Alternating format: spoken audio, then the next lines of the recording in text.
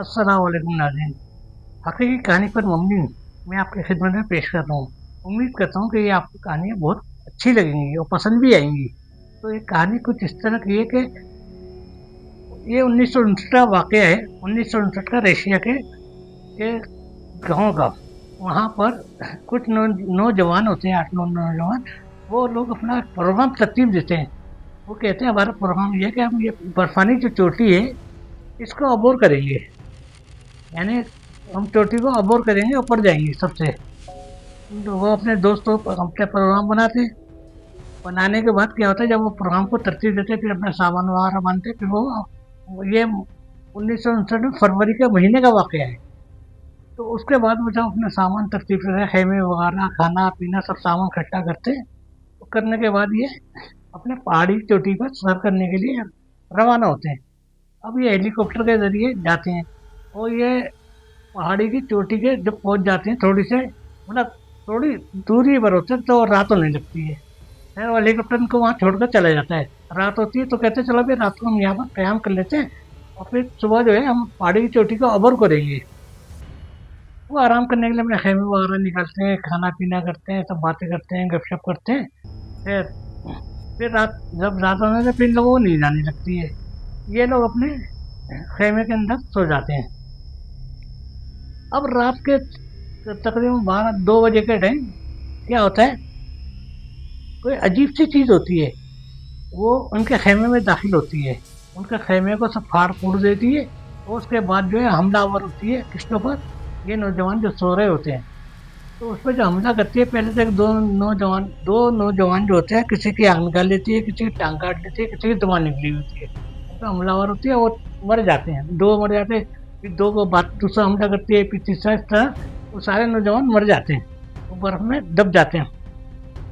खैर, अब जब वो नीचे वो होती है, क्या नाम है, रेस्क्यू की टीमें जो होती हैं, वो अपना कांटेक्ट करती हैं इनसे, और उनका कांटेक्ट जो है बंद जा रहा होता है। इनका उनसे कांटेक्ट नहीं होता है, वो एकदम बंद जा रहा होता है। और ये बड़े परेशान हो जाते हैं रेस्क्यू टीम वाले कि क्या बात है, हमारा कांटेक्ट नहीं हो रहा है, ना कोई बातचीत हो रही है। उन नौजवानों से जो हम छोड़ कर आए थे, बर्फ की चोटी से अबोर करने जा रहे थे ये लोग। इत्तेफाक की बात है कि फिर रेस्क्यू टीम वालों ने बोला चलो हेलीकॉप्टर में चलते हैं, हम देखते हैं जाके माजरा क्या है आखिर। अब ये लोग वहाँ पे टीम पूरी रवाना होती है। अब ये हेलीकॉप्टर के जरिए जब पहुँचते हैं तो देखते हैं इन्हें पहाड़ी में वो खेमा नजर आता है, वो जो फट चुका होता है, पूरी तरह फाड़ दिया गया होता है उसको खेमे को। अब ये जो है अपनी टीम को पूरी जो है उतरते हैं गाड़ी में, हेलीकॉप्टर में उतरते हैं, टीम के रेस्क्यू सराय के जितने भी होते हैं वो सब निकलते हैं, देखते हैं, तलाश करते हैं। तो 2 की लाशें उधर पड़ी होती हैं, 2 की लाशें उधर पड़ी होती हैं। इस तरह से सब बर्फ में, और बर्फबारी हो रही थी और बर्फ में लाशें उनकी दब जा रही, लेकिन सब भरीन हालत में तो अंडरवियर पहने होते हैं। वो जहाँ ऐसा लगता है जान बचाने के लिए ना भागे, उनके पाँव के निशान भी वहाँ पड़े हुए हैं, यानी पाँव के निशान बने हुए हैं। और उसके बाद ये इन पे हमलावर, ये वो चीज़, वो अल्लाह जाने वो क्या चीज़ थी। खैर रेस्क्यू टीमों ने उसको जब चेक भी किया, करने के बाद, देखने के बाद फिर वो मेडिकली चेकअप के लिए जो नीचे से डॉक्टरों को लेकर आए, बड़े बड़े सर्जनों को, कि भाई इसका पोस्टमार्टम करें, क्या है, कैसे ये मरे, किस तरह क्यों हलाक हुए। वो टीम जो होती है वो आती है, वो सबसे पहले 2 लड़कों को देखती है तो उसके जिस्मों पर निशान है। तो कहते हैं यार ये जो निशानत तो ऐसे अजीब से है, ये तो ना किसी इंसान के, ना किसी जंगली जानवर ने हमला किया है, ना तो ये तो अजीब ही खुदाई मखलूक है, ना जाने क्या चीज़ है, जो कि हम समझ में नहीं आ रही है कि ये मौत क्यों करी और कैसे हुई, कौन सी चीज़ ऐसी हमलावर हुई। और जब वो हमलावर हुई तो ये इन्होंने भागने की कोशिश की है, अपनी जान बचाने की कोशिशें की हैं, और ये मारे गए गिर गिर गए। तो ये दो दो उधर फिर सबको पूरा जब तहकीकात कर ली, पूरी टीम ने तहकीकात करी, वो करने के बाद बोला भाई ये तो सबके सब मर चुके, अब क्या होगा। फिर वो नीचे आई रेस्क्यू की टीम, फिर इसने आला हुकाम को जो है पैगाम भेजा कि साहब हमारी जो रेस्क्यू की टीम ऊपर गई थी पहाड़ी के ऊपर, वो सबके सब मुर्दा हालत में पाए गए हैं। तो उन्होंने पूछा कोई ऐसी चीज़ मिली हो जिससे, कहते हैं ना, नहीं साहब, उसमें ना कोई किसी इंसानी हमलावर की तस्वीर है उसके अंदर जो है, मतलब उन पर आई है, ना किसी जिन्नात की है, ना किसी अल्लाह बदा की है।